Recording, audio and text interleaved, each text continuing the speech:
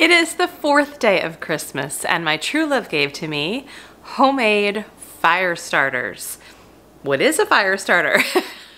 It's something that you can throw into a fire pit, a wood-burning stove, or a wood-burning fireplace just to kind of get your fire going. And it's just a really cute way to give something a little bit different to those people that have those types of wood-burning stoves or fireplaces. There are a few things that you will probably have to purchase ahead of time. All links are below so that you can easily find what you need and not have to search around. Let me show you all of the things we're going to be using. So we're essentially going to be making a small mini candle within some cupcake liners, and I have them all placed in a muffin tin here. So what I'm going to be using is soy wax. I've got soy wax cubes or pellets or flakes, I guess it's flakes, in this box here. We're going to melt the wax, and I've got really this kind of old tin pitcher, and I use it whenever I am melting wax for large quantities, like for candles or whatnot. So you're going to want to melt your wax into something that you don't necessarily care about. And then we're going to put this on the stove, but not directly on the heat, but rather in a pot of water, right? The water will be hot and it'll be indirect heat to heat your wax. So that's going to be our first step, is to get our wax flakes in here and melted. So because I have 12 cupcake liners, I am going to estimate, it'll probably be a little bit less than half a cup, but approximately a half a cup of melted wax per cupcake liner. So I'm just going to count out approximately 12 half cups of wax into my pitcher.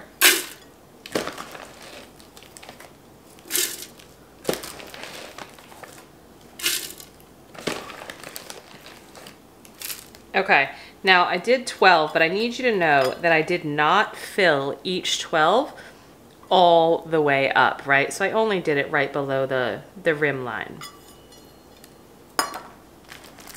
So I've already got my water here on the stove. It's pretty warm. I'm just gonna set the pitcher in it. And over time, the wax will start to melt. I could probably pour some of this water out. Okay, now the pitcher sits a little bit better. So we'll check on that in a few minutes. So while the wax is melting, I want to show you exactly what we're going to be doing so that when you see me do it, it'll make sense. I've got some blue spruce.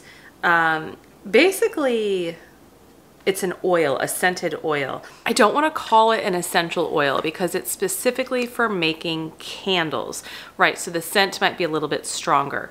I would not recommend you use your essential oils for this type of application because essential oils can be expensive and it's just not necessary to use an essential oil for a candle. So again, I will link down below, but you're going to be looking for basically a scented oil to specifically make candles.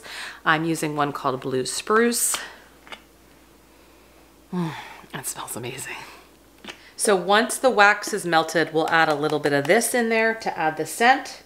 And we're going to put a wick in. I'm actually going to start doing that now.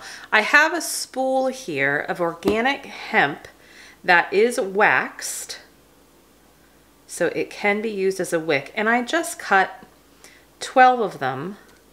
I would say about 3 to 4 inches long. And you can see I'm kind of creating a base so that it can sit. It does not have to be in the middle. So when we're pouring our wax in, right, this might move around a bit. You don't want to get too hung up on it looking perfect because we're going to put some other things in as well. But the key is to make sure that your wick sticks up above the wax line when you pour it in. We're also going to add in some just really cool little pretty things that make it much more visually appealing, but also help with the burn process. My sister-in-law and I on Thanksgiving Day went out into the woods and found the cutest little pine cones. So we'll be adding in some of these pine cones in the wax also. We're not going to just stick it all the way in, right? Because then you may not see the whole pine cone, depending how big it is. But we're gonna let the wax cool just a little bit, and then we're gonna stick it in so half of it sticks out and half of it's in, but it's still visually beautifully.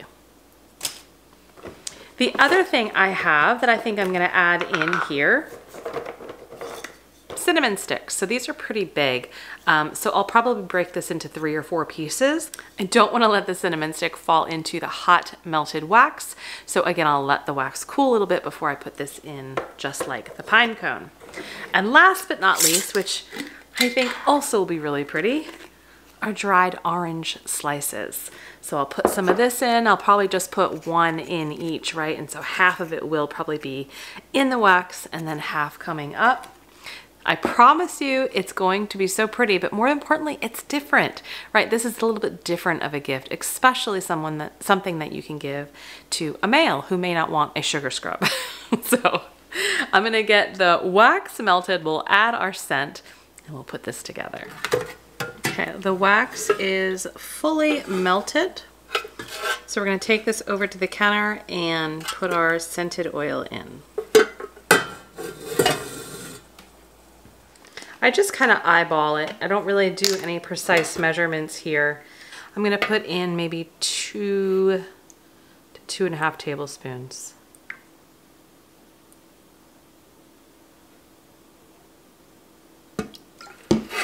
Mix it around. Okay, I'm gonna start pouring in. And again, I'm just gonna hold my wick to make sure it stays upright. And it did not. Yeah, that melted. Okay, change of plans. As soon as I poured that in, because the wick is coated in wax, it basically melted the wax on here and it fell down. So I just got a new one here. What I'm gonna do actually is take all these wicks out, pour my wax in, and then we'll just keep an eye on it to make sure we know when to put our wicks in. But we'll work through that together. Make sure you leave enough head space because number one, you want your wick to be able to come out, but also because we're gonna be adding solid matter, it's going to make your wax level rise a bit.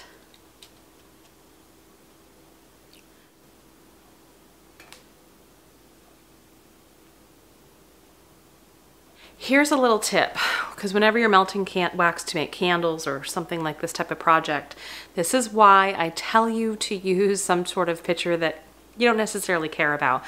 I don't have to get the wax out of here because I'll just use it again for another application, but I don't necessarily want my scent in here. So what I do is take my hot boiling water from the stove and pour it in here, and that helps just kind of wax and clean it all out, and then I'll dump it.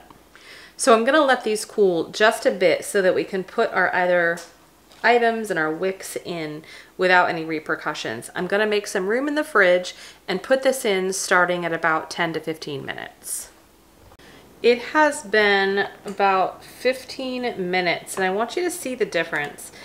The wax is not fully solidified yet, but you can definitely tell it's cooled down and it's starting to harden maybe just a bit because we've got this white here. So I am going to start with a pine cone, a cinnamon stick, and the orange peel or the dried orange before I go ahead with the wick. I'm just going to like stick it in so it looks nice. And actually maybe I'll use my cinnamon stick and wrap my wick around it. That could work.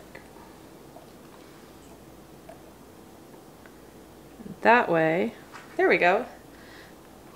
It'll dry with the wick up and looking good.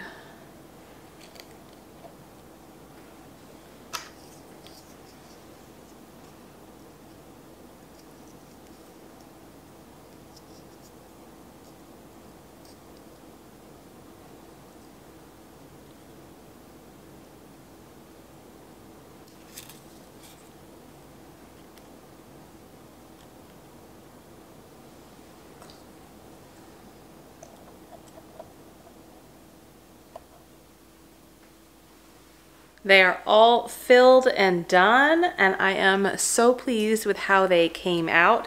And honestly, I think letting them cool a little bit before we put everything in and wrapping the wick around the cinnamon stick, that was the winner. That was the way to go. So I'm gonna let these cool on the counter. I'll come back and show you the finished product once everything is ready. But all in all, I am so pleased with how this turned out. I think they're gonna make a really wonderful addition to some last minute gifts. Thanks for joining me today on day 4 of our gift giving series. I'll see you tomorrow. Stay healthy, stay well. Bye-bye.